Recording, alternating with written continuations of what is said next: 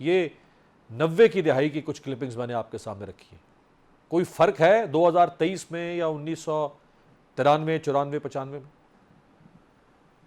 वैसे आपने शुक्रिया कहा कि हमारी बड़ी गहरी नज़र है, वो गहरी नज़र अब बड़ी कमज़ोर हो गई है।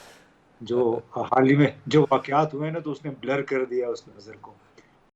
लेकिन ये हालात तो अमीर अब्बास उस वक़्त तब्दील होते अगर किरदार तब्दील हो जाते। गुज़िश्ता 40 बरसों से हम देख रहे हैं वही किरदार हैं, वो रिसाइकिल हो रहे हैं। जैसे कि वो लॉन्ड्री मशीन होती है जिसमें कपड़े आप डाल दें तो वो घूमते रहते हैं। तो लगता है कि पाकिस्तान भी एक लॉन्ड्री मशीन बन गई है कपड़े धोने की, और उसमें बस ये आते हैं, मैले होके उसमें डाले जाते हैं, फिर लॉन्डर होके ड्राई क्लीन होके निकल आते हैं।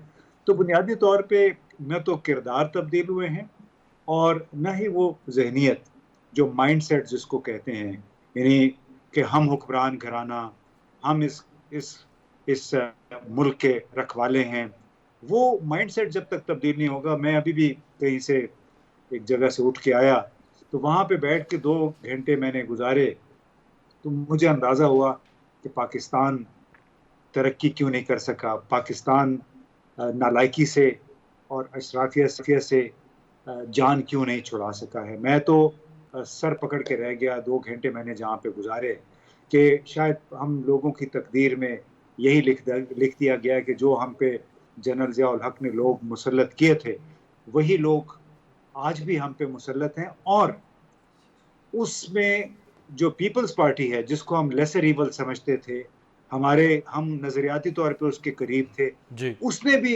गुज़िश्ता 15 महीने के दौरान अपना भरपूर हिस्सा डाल दिया है, महज इस उम्मीद में कि बिलावल ज़रदारी अगला वज़ीर आज़म होगा। मियाँ साहब को लिखा जा सकता है मुस्तकबिल का वज़ीर आज़म आज के बाद? देखिए अमीर, अब ये बातें सारी इर्रेलेवेंट हैं कि वो मुस्तकबिल के वज़ीर आज़म हैं या नहीं। दरअसल जो हम इतने अरसे से पाकिस्तान में कर रहे थे कि यहाँ पे एक एस्टेब्लिशमेंट है, और एस्टेब्लिशमेंट से मुराद ली जाती थी सिर्फ फौज, जनरल हेडक्वार्टर।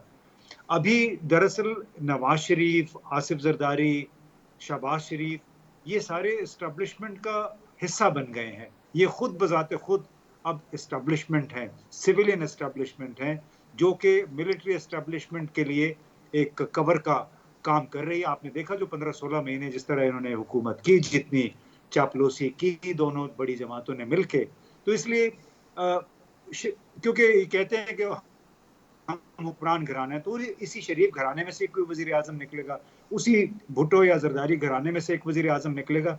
तो मेरा ख्याल है हमें बिल्कुल आंखें दिमाग बंद करके अपनी कबूल कर लेना चाहिए कि हम इनकी गुलामी के लिए, इनके लिए तालियां बजाने के लिए ये मुल्क बना हुआ जी। है। और ये ओके ओके, थैंक यू।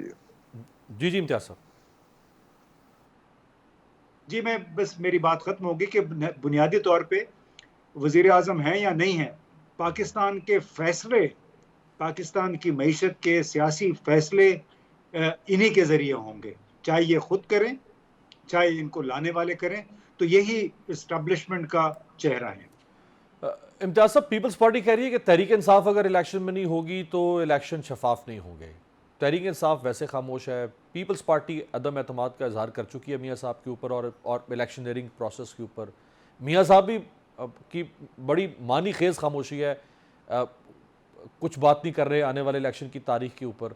तो इलेक्शन कंफर्म है, होगा नहीं होगा, ये तो नज़र आ रहा है कि मियाँ साहब ही सामने आ रहे हैं इलेक्शन के नतीजे के तौर पे, लेकिन इलेक्शन होगा नहीं होगा, कब होगा? देखिए, इलेक्शन अभी सिर्फ एक फॉर्मेलिटी है। मैं गुज़िश्ता चंद दिनों के दौरान कुछ मगरबी सफारतकारों से मिला, तो वो भी यही पूछ रहे थे कि इलेक्शन होगा कि नहीं होगा। मैंने कहा इलेक्शन तो हो जाएगा किसी वक्त, लेकिन आप खुद मुझे बताएं, आप जमहूरी ममालिक से ताल्लुक़ रखते हैं, कि मौजूदा हालात में क्या जो भी इलेक्शन होगा, क्या आप उसको कबूल करेंगे एक जमहूरी प्रोसेस के तौर पे? जवाब किसी के पास नहीं है। साथ ही फिर मैंने कहा कि अमेरिका सरकार चूंकि खामोश है, इसलिए आप लोग भी खामोश हैं। तो बस मुझे जवाब में मुस्कुराहट मिली है, जवाब कुछ नहीं मिला। तो लुबे-लुभाव ये है कि जब तक वाशिंगटन मौजूदा निज़ाम से खुश होगा, उसके तहत जिस किस्म के भी इलेक्शन जब भी होंगे, सब खुश होंगे। हमें आपको कोई फ़र्क नहीं पड़ेगा। ये जो है मज़ीद मज़ीद एंट्रेंच हो जाएंगे इस निज़ाम के अंदर, इनकी मजीद शायद जायदादें भी बढ़ जाएंगी। लिहाजा इस फिक्र को छोड़ दें कि इलेक्शन कब होंगे, इलेक्शन हो जाएंगे, ज़रूर होंगे।